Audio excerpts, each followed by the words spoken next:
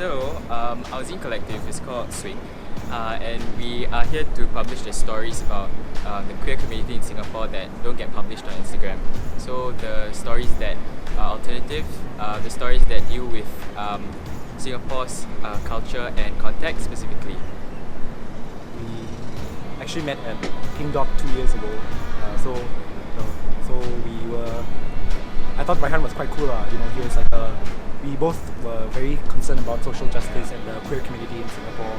So we decided to start this project together because we saw how superficial the LGBTQ community can be, and so we want to put in more positivity to the community, basically. I am just myself, an individual, not like two of them. So I focus a lot on like my own personal stories. So I am quite new to this whole scene. The first one would be my own. Okay, I work with like another friend to do this, so she helped with like the designing and stuff.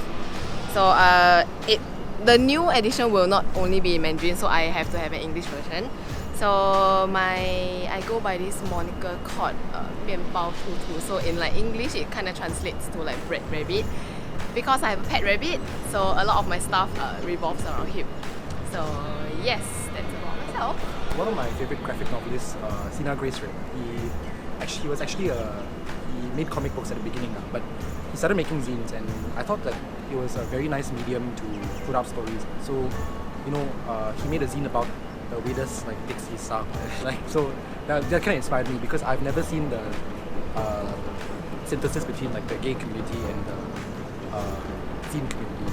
And I realized that in the 60s, feminists started making zines, and so it felt very particular to our community, basically.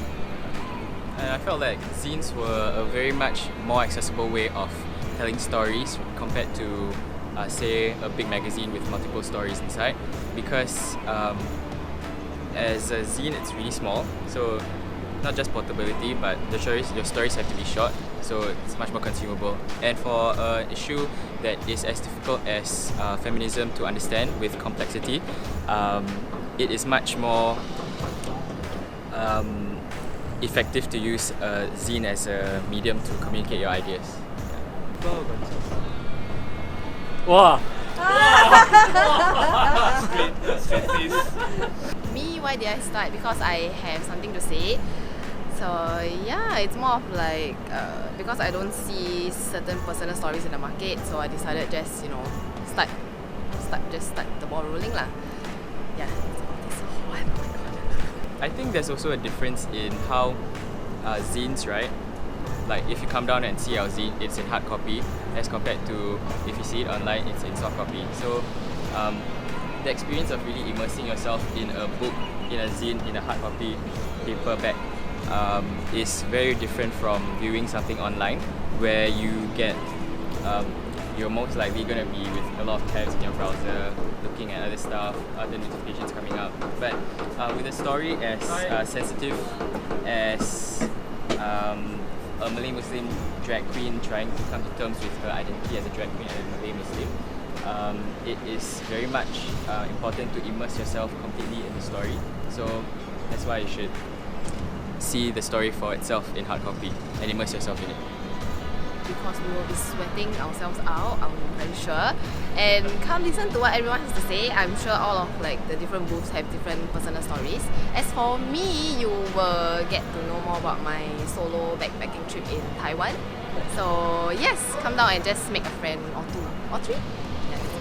I think we have to thank Gabby for this a bit, because she really introduced us to the medium of zines and stuff. And personally for me, I was quite inspired by her queer poetry zines and her queer related zines and stuff, and how she used the zine medium to really express her queerness. And I want to give a shout out to Diva Veronica herself, the drag queen that we interviewed.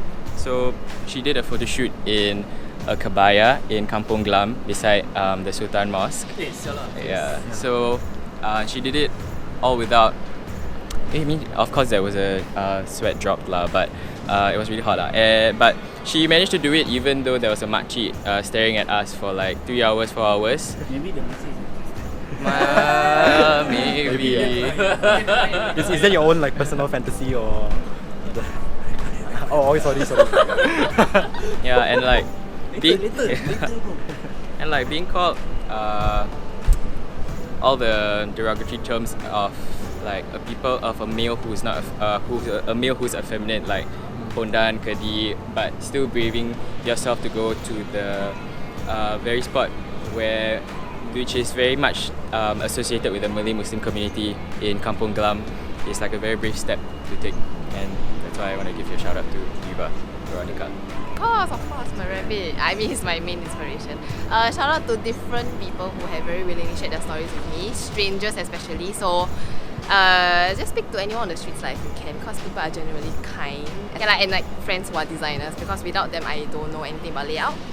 So yeah, respect to all these freelancers especially. Thank you.